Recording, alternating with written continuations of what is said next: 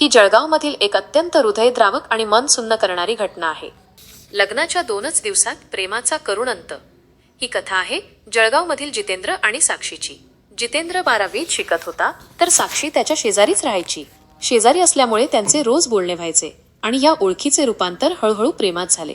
साक्षी जितेंद्रपेक्षा 3 वर्षांनी मोठी होती, पण त्यांच्या प्रेमात वयाचे अंतर कधीच आड आले नाही.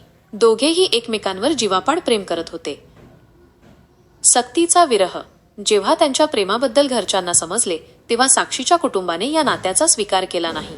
त्यांनी तातडीने साक्षीसाठी मुलगा शोधला आणि तिचे जबरदस्तीने लग्न लावून दिले. जितेंद्र हे सहन करू शकत नव्हता. तो ओक्साबोक्शी रडला. त्याने तिचे पाय धरले आणि लग्न करू नकोस अशी विनवणी केली. मात्र साक्षी आपल्या कुटुंबाच्या दबावामुळे हतबल होती. ती त्यांच्या विरुद्ध जाऊ शकली नाही आणि अखेर तिचे लग्न झाले. शेवटची भेट आणि दुःखद निर्णय. लग्नानंतर अवघ्या दुसऱ्याच दिवशी साक्षी माहेरी आली.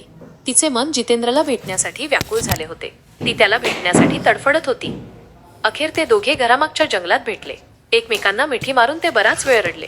इकडे साक्षी घरी न परतल्यामुळे घरच्यांना वाटले की ती पळून गेली आहे. एकत्र घेतला अखेरचा श्वास. साक्षीचा भाऊ तिला शोधण्यासाठी घरामागच्या जंगलात गेला. तिथे जे दृश्य त्याने पाहिले ते पाहून त्याच्या पायाखालची जमीनच सरकली. साक्षी आणि जितेंद्रने एकत्र आपला जीव त्यागला होता. तो मोठ्याने ओरडू लागला, रडू लागला.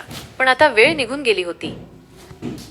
प्रेमाचा हा शेवट अत्यंत क्लेशदायक ठरला. ज्यांना जिवंतपणी एकत्र राहता आले नाही त्यांच्यावर मृत्यूनंतर अंत्यसंस्कार मात्र सोबतच करण्यात आले. अशा घटना समाजातील संवाद आणि समजूतदारपणाच्या अभावाचे भीषण वास्तव मांडतात. 2. प्रेम करणाऱ्या जीवांचा असा अंत होणे खरोखरच दुर्दैवी आहे.